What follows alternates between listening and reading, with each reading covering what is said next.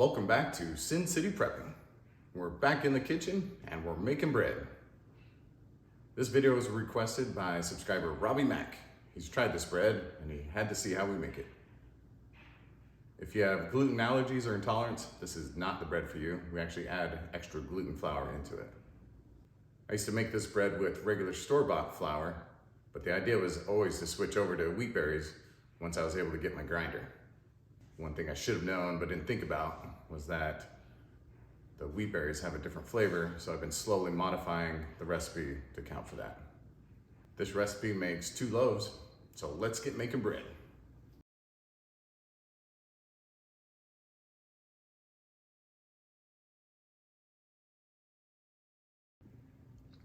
Besides the flavor, one of the greatest things about making your own bread is you get to pick and choose the ingredients that you put in it.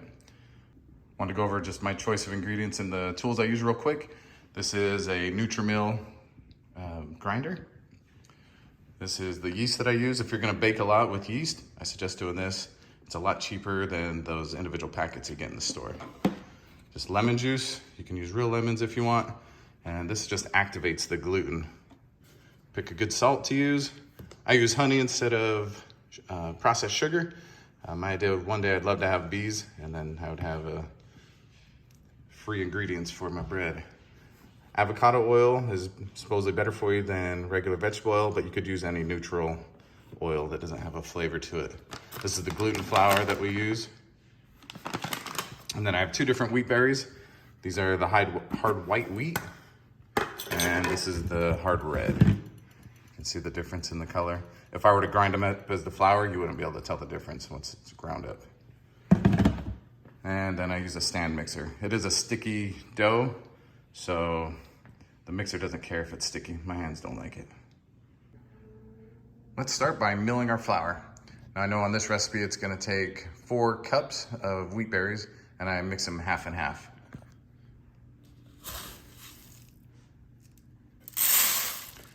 This grinder sounds like a jet engine, so I'll see if I can adjust the sound down. And when you're grinding wheat berries, as soon as you make the flour, it's gonna start oxidizing and starts to lose its nutrition value. So a good thing, something you can do with it is throw it in the freezer, anything that you don't use. Now on the settings I use, I put the feed rate as slow as it'll go and the motor as fast as it'll go.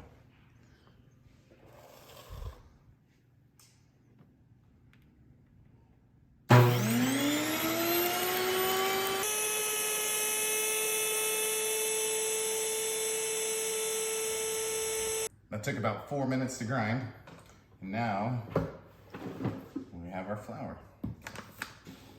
I tap this down just because the flour will come up on the sides. Tap it down, it gets it all to the middle.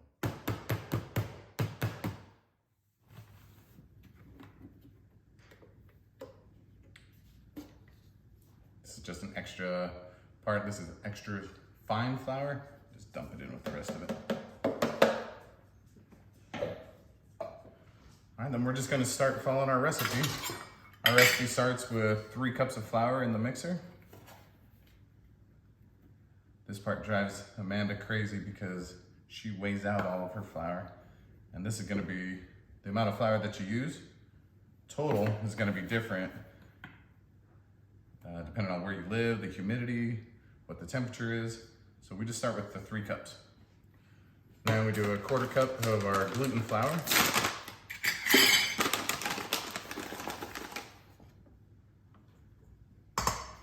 And we're gonna add our yeast.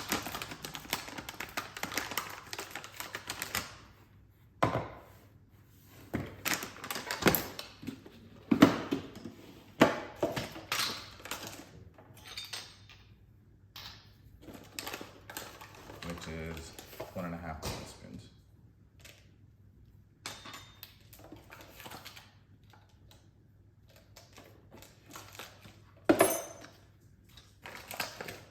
She'll go back in the fridge.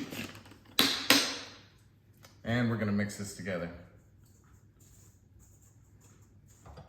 Now we're gonna add our warm water, our warm filtered water to it.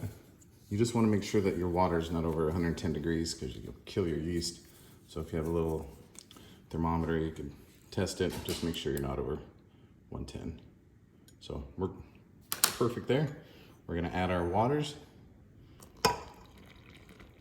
Then we're gonna stir this up and we're gonna let it sit.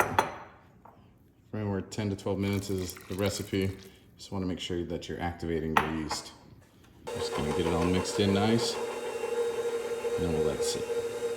If you need to, you can stop it and keep a rubber spatula just to clean off the edges. And what I found is sometimes the top will look really wet and then underneath in the middle, down here in the middle, it'll be dry still. All right, I'm just gonna finish this up by hand, get it all mixed in. Make sure all the dry flour off the bottom is in there. All right, now she's just gonna sit. So that's how she looks before the rest. So it's been 12 minutes. You can see there's a couple bubbles that have popped and it's kind of expanding a little bit. So it's time to add our other ingredients. So for our oil, we use 1/3 cup.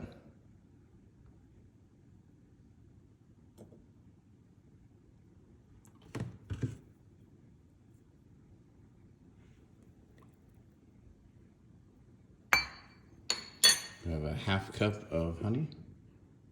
And like I said, you could use regular sugar if you wanted. This used to be equal parts oil and honey. It was nice to do the oil first, then the honey would slide right out of the measuring cup, but not anymore.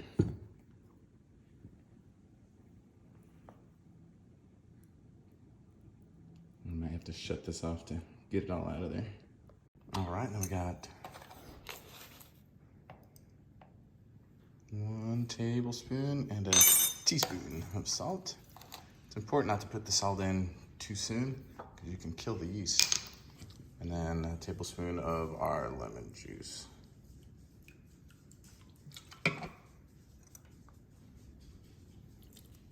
All right, so we've added the remaining ingredients.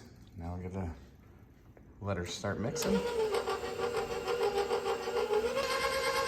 Now that that is all mixed in, we're gonna slowly start adding flour.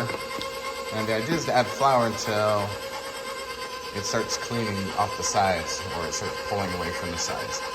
So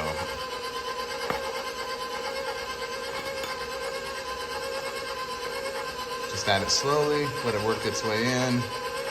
I said I use a rubber spatula to help it a little bit. You're not supposed to do it while it's running.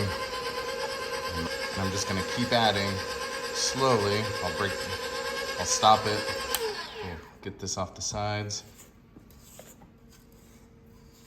Let it keep mixing.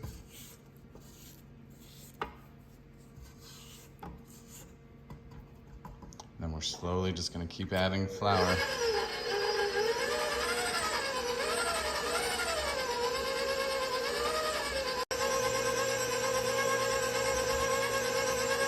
It looks really wet on the top, but then if you dig under and look, you have a lot of flour on the bottom that's not mixed in. So make sure that all that flour gets mixed in as you're adding flour so that you don't end up adding way too much flour.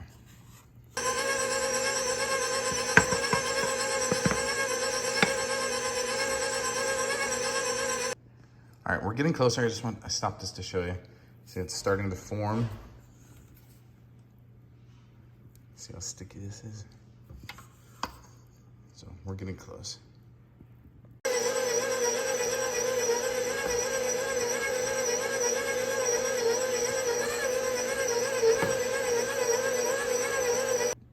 We are done adding flour. I'm gonna start this up and I'll show you how it's peeling away from the sides and it's what they call self-cleaning the sides.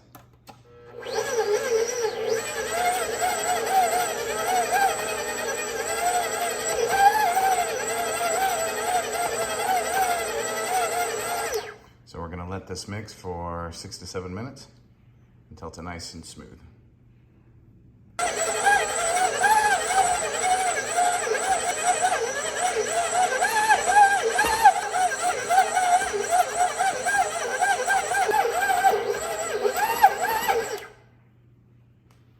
All right, she's all done.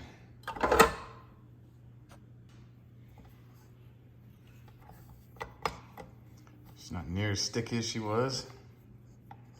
Let's get her out, get her on a grease surface. So I just use the same avocado oil, pour a little bit on the counter.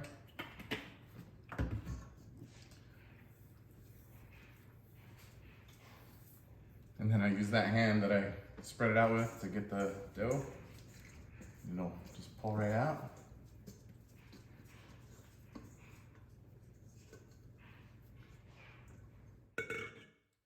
And I use a block scraper. And just cut them in half. You could measure it if you wanted to make sure it was perfect. I really don't care. And then you're just gonna shape it. The biggest part is you just want the top to be smooth. And these are greased pans. So I just pull it under until it's smooth. And we'll put them in the pans. Now, if you're gonna cover them with plastic wrap, I would either spray something on them or do something so that as you take it off, before you bake them, that it doesn't rip open the top of it. All right, let's get them someplace warm to sit. So we're gonna wait until they raise it an inch or two above the top of the pan. It's been 40 minutes. I'm just gonna check on them. And these guys are ready.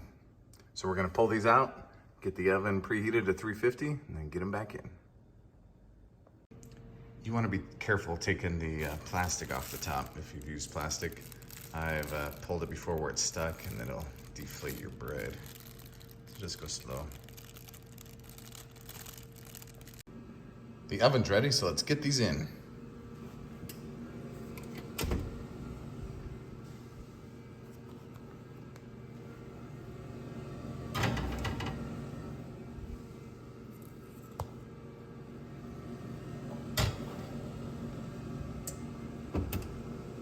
Set the timer for 28 minutes. All right, they're done. Let's get them out. They've just come out of the oven. I have some melted butter here, and we're just gonna butter the tops of them. And I let them sit in the pans for just a little bit. After I can actually handle them with my hands or with a mitt, then we'll put them on a wire rack to let them keep cooling down. So just butter all the tops, makes them nice and soft. And I'll show you when we move them. All right, it's been about 15 minutes. So I'm gonna take these out and just set them on the wire rack to cool down the rest of the way.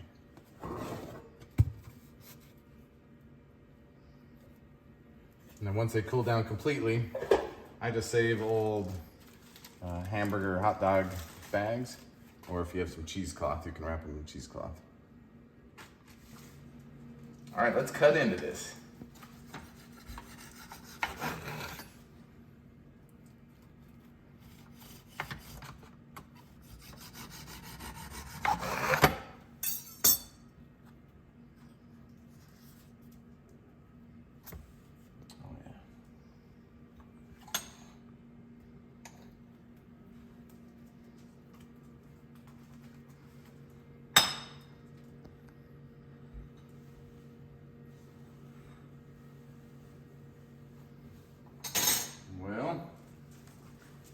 How is it? Let me see. Just got my teeth taken out. Should be soft enough.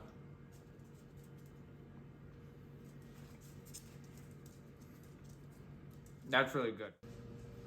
Well, it smells amazing in here. Hope this video shows you how easy it is to make bread using wheat berries.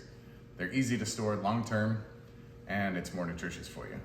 So start practicing today. If you like this video, give us a thumbs up. If you didn't, press the thumbs up 3 times. Till next time, stay safe and keep prepping.